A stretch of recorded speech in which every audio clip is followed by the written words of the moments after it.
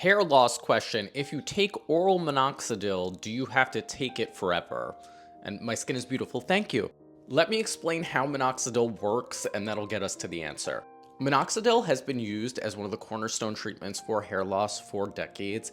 It's most often used topically, but now we're seeing more of a trend of using it as an oral pill. Both forms are going to work mostly by the same method. The main change that we're going to see is changes in the hair growth cycle. At any given time, most of our hair follicles are in this anagen phase, which is a growth phase. This is when our hair grows. It's when we're able to see those hairs on our head. A very small number of our hairs will be in this next phase called catagen. It's a transition phase. And where that hair is transitioning to is telogen.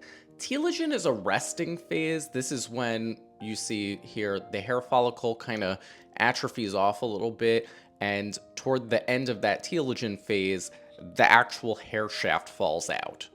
In the most common type of hair loss, which is androgenic alopecia, what we're going to see is that more hairs go into this telogen phase, and eventually the actual hair shafts start to become smaller and smaller, and the hair goes from what's called terminal hair, which is like this thick hair that we see on our heads, to something called vellus hair. Vellus hair is like peach fuzz that you might see at other parts of the body. So in truth, the hair is not lost, it just becomes miniaturized.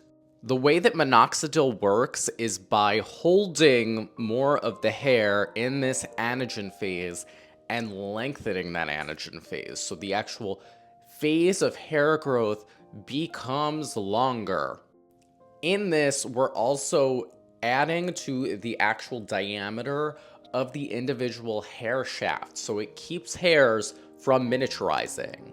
Interestingly, this is also the reason that a lot of people on minoxidil see an initial shedding of hairs.